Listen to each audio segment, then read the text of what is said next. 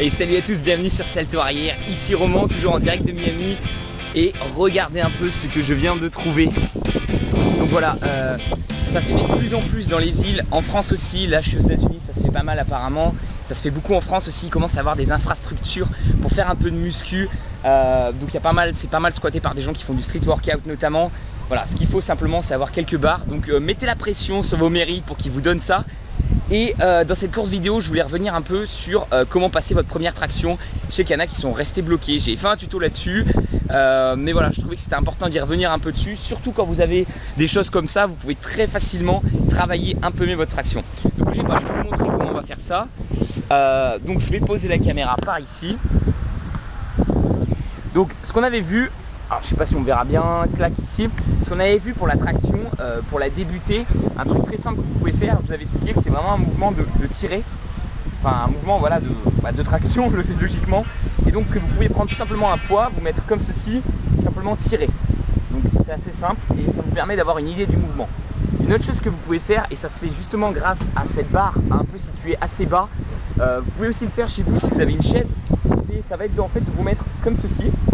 Voilà, à peu près, donc jambes bien loin, bras à peu près largeur épaule, et simplement tirer comme ça. Donc il faut à peu près que la barre arrive à votre torse. Donc placez vos pieds de sorte de façon que votre torse touche la barre. Et vous faites simplement des tirés comme ça.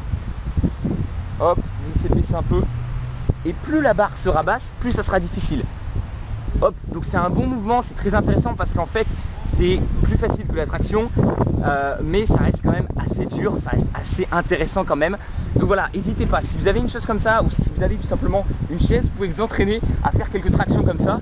Donc de l'autre côté, regardez, c'est magnifique parce qu'on a un truc un peu plus petit. Alors je sais pas comment je vais faire pour qu'on la voit bien. Tech. On va essayer. Alors on va faire un placement, bougez pas les amis.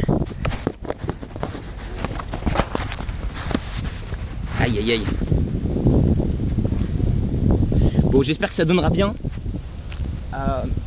Voilà, et là c'est pareil, l'idée ça va être pareil de faire une traction, mais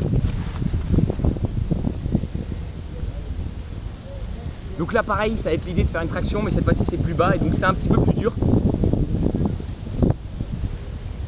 Tac, ici.